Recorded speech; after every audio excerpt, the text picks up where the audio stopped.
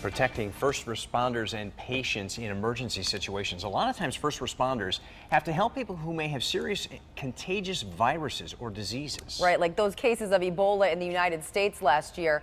There were a number of scares here in our state. You probably remember how serious hospitals were taking the virus, practicing emergency drills like this one to make sure if a patient had Ebola, it didn't spread to anyone else. Well, now, if there are any health scares like this again in the future, there is a new tool to help first responders. News 8 medical reporter Jocelyn Maminta has your back tonight with an exclusive look at this new product that could be the key to keeping everyone healthy. Jocelyn. Aaron, you may recall that during the height of the Ebola crisis, several hospital employees in the U.S. were exposed to Ebola while caring for patients getting treatment. Well, EMS crews deal with a number of emergency health situations daily. Now, some of their own have come up with a way to minimize that threat inside an ambulance. Thin plastic sheets and duct tape along with biosuits are all what paramedics like Lenny Gersha relied on to defend themselves from an emergency health situation for years. And you would have to cover all the surfaces to protect from the spread of droplets from an infectious disease, or in the case of a decontaminated hazmat patient. It can take up to an hour and a half to get it done.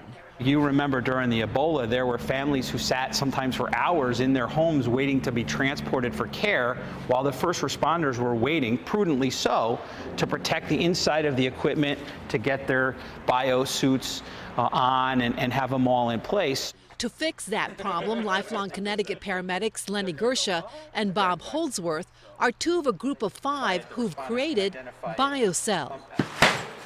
One massive extra thick plastic lining designed according to federal guidelines.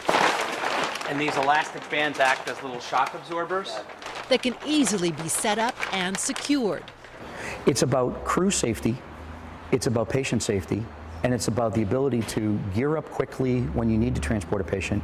It's one size fits all, protecting first responders from unexpected calls that are now becoming far more common. We've always had to deal with contaminated patients, but we're finding more things. There was a story this morning about plague patients being needed to be transported and treated down in New Mexico. As quickly as it was assembled, less than 8 minutes, it was disposed of in an even shorter period of time, done outside the so-called dirty area. The North Branford Fire Department is the first in the country to add it to its protective arsenal. It's a major breakthrough in a very inexpensive and most effective way to protect personnel and vehicles dealing with not only hazardous materials exposure, but the consequences from Ebola, MERS, and SARS. The lining can also be shipped overseas, set up as a safe containment area in remote areas where patients can be treated during outbreaks like the recent Ebola epidemic. Darren?